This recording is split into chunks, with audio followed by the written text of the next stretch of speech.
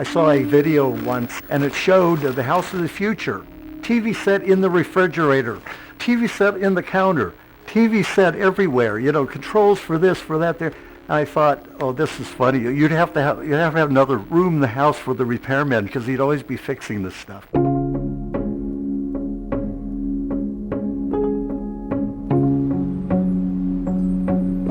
A third of the people fix everything. They don't believe in throwing things away. That's our base. And then there's another third that thinks everything new is better.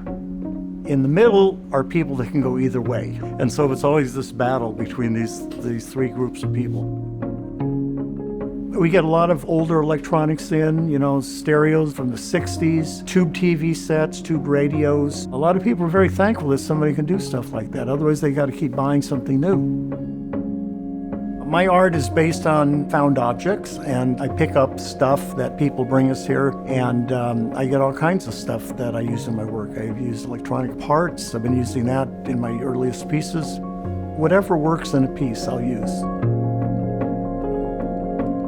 My work is California assemblage, is the word I like. There's lots of different words, found objects, sculpture by addition.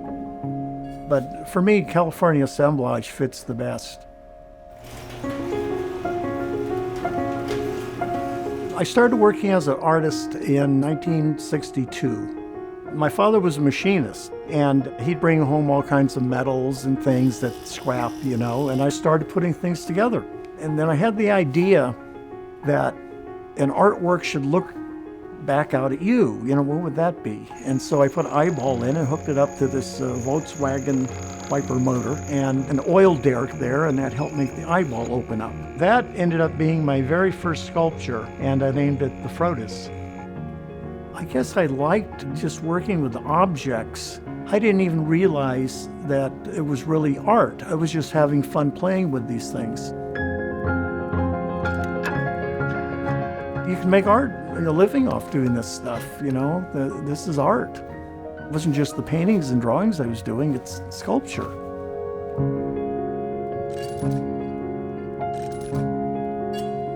I spent a lot of time trying to get galleries' attention.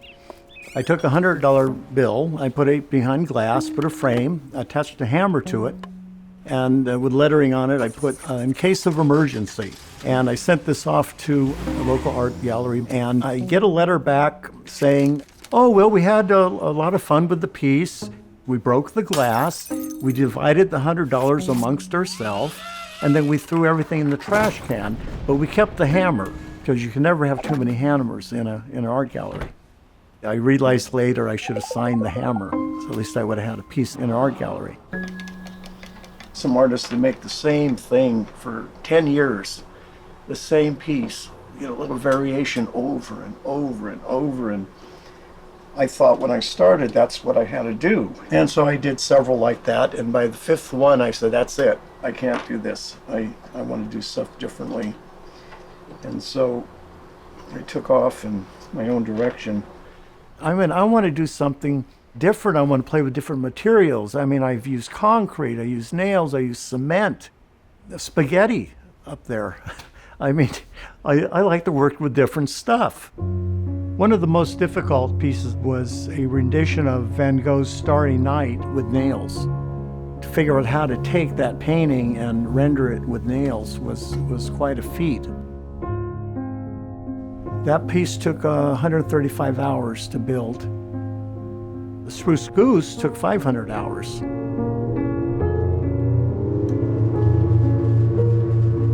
And the erector set piece, I've lost count.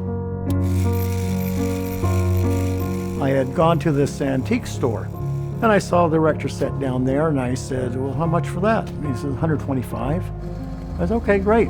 I didn't realize there was 13 of them. He starts pulling one out, and another out, and another one out. It's massive.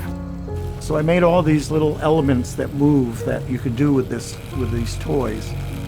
And I've been working on that piece for off and on now for 20 years.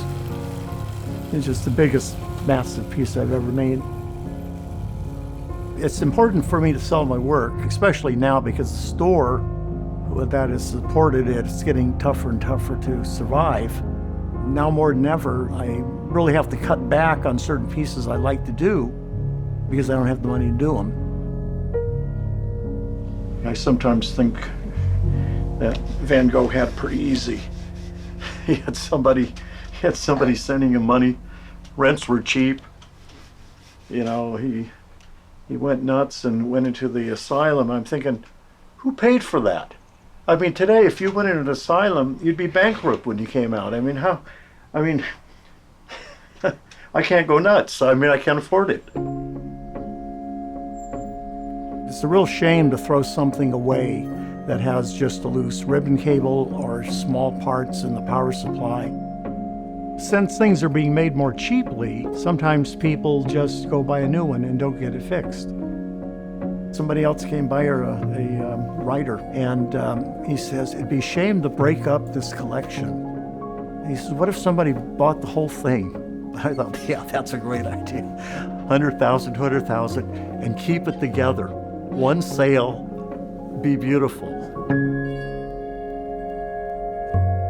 When I make art, I don't feel anything. I mean, that's my vacation. I get to have a vacation every weekend. I can relax, and if it wasn't for that, I mean, what's the point?